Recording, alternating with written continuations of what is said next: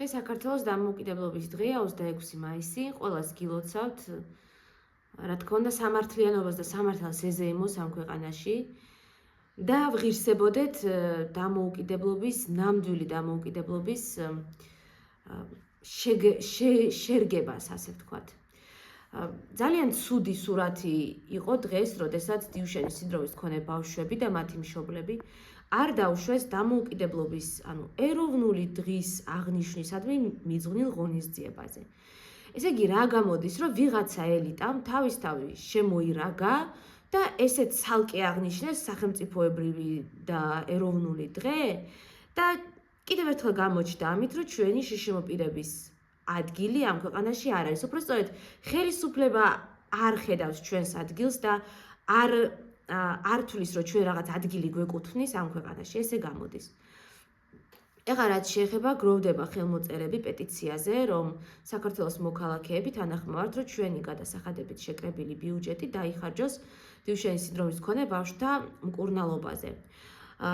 ვიცით, რომ თითქმის 2 მილიონი ლარი შეგროვდა თანხა, მაგრამ ამავდროულად ხელმოწერების რაოდენობა ამ პეტიციაზე კი მხოლოდ 100,000 ოდნავ გადაცდა.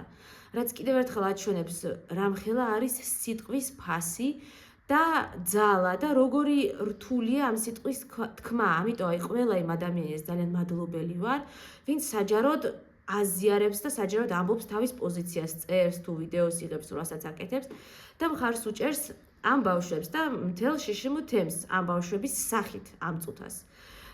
ამიტომ ყველას გთხოვთ, რომ ამ პეტიციას ხელი მოაწეროთ. ერთი რაც კიდევ მინდა გითხრათ, რომ ამ დღევანდელი ხელისუფლების მიერ მიღებული კანონმდებლობიდან გამომდინარე, რომ მოინდომონ ახლა ამ მშობლებმა, მაგალითად უცხოეთიდან ამ თანხების მოძიება და ექიმების ჩამოყვანა, ჯერ ერთი ექიმების ჩამოყვანაც აკრძალული ყოფილა კანონმდებლობით უცხოეთიდან.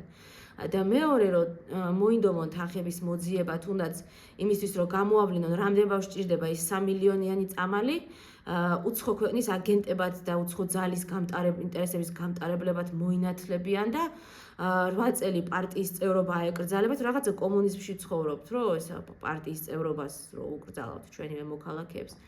და 1000 უბედურ იარლიქს მიაკრავენ. ამიტომ სახელმწიფომ კეთილი ინებოს და თვითონ დახარჯოს რესურსი და მოიკვლიოს ზუსტად რამდენი ბავშვს რა ტიპის მკურნალობა ჭირდება და როგორი და სამეცნიერო კვლევები და მოკვლევა, რასაც საჭირო თვლიან, თვითონ ჩაატარონ და გაიგონ ჯერ ზუსტად რამდენი არის ამ დიაგნოზის მქონე ბავშვი, რომ იქნება მეტია ვიდრე 85.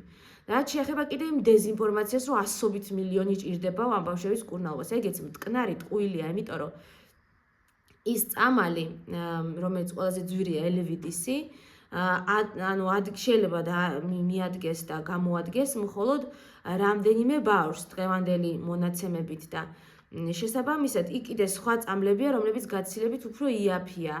ეგზონ სკიპინგი მაგალითად საქართველოში აღიარებულია როგორც აკრედიტებული თერაპია, ასე ვთქვათ.